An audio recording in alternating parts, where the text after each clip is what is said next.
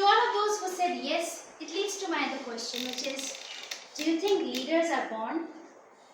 I won't ask you to answer this one, since this was a paradox once in my life, and for you to understand it, you must walk down the memory lane with me. During my school days, imagine a person full of energy, happiness, was always cheerful and extroverted, ready to take on any challenge. That person was me. I had a huge friend circle, and most what I would never settle for anything less than the leading roles. I would either want to be the MC of a host.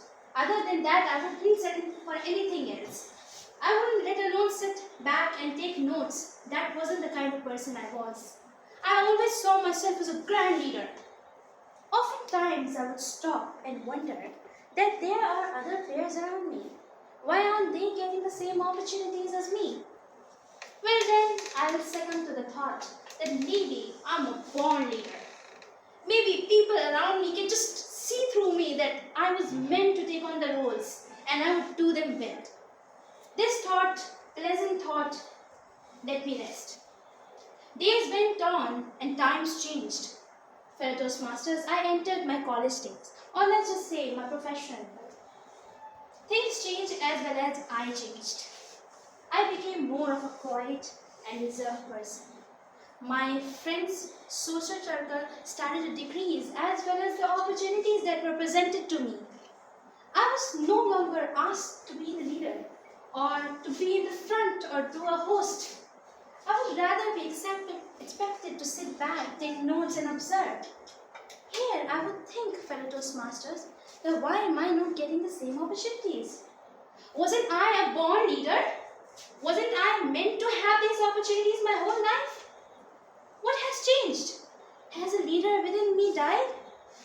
With these nagging thoughts in my head, one day I sat and I decided that I'm gonna do an in-depth research on what is leadership.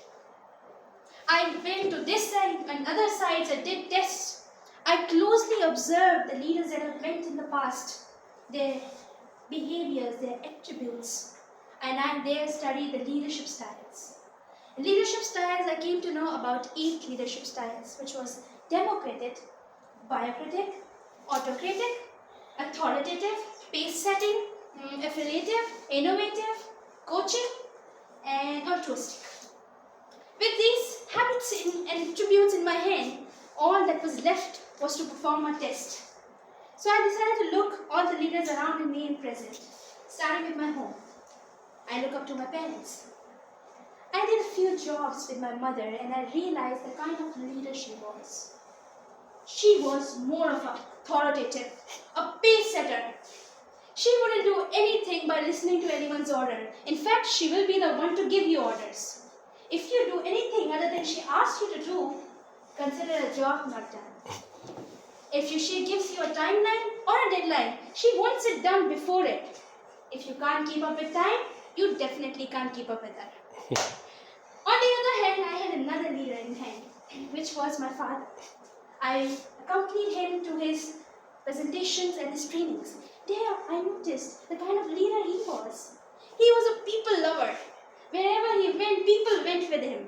He would always listen, observe, before voicing his own opinions. Now, fellow Toastmasters, I want you to take a step back with me. Look at them closely. What I saw was that both of them are 360 degrees opposite of each other. One is demanding and ruling, while the other is so friendly and nice. And yet, they're so successful in their fields. Fellow Toastmasters, here I was thinking that there was something wrong with me. But no, nothing is wrong with me. Here, I decided to do a thorough analysis on myself. Well, what is my leadership style? I wasn't surprised when the results got out. Can you guess any one of the leadership style that I got? Altruistic. Coaching. Altruistic. Altruistic. Very fast. Pace setting. Okay. One was right, coaching, and the other was innovative. I wasn't surprised when I got innovative because I knew that I had a creative streak in me. I would never win for the conventional ideas. I would always choose the out-of-box theories. And then the coaching one, I always knew I shared a trait with my father when it comes to people. I would love to help. I would love to listen. More importantly, I would love to learn from people.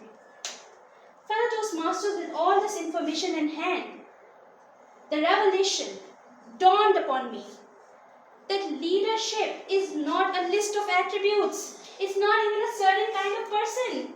You don't have to be Obama, you don't have to be Martin Luther King to be a leader. You can simply be you. Because leaders can be messy, leaders can be loud, leaders can be quiet, or leaders can be friendly, or even rude. As long as anybody is able to understand their strengths, address their weaknesses, and work on them, anybody can turn out to be a leader. Fellow Toastmaster, this connects me to the question I asked in the beginning of my speech. Are leaders born? Now in one voice, say it with me. Are leaders born?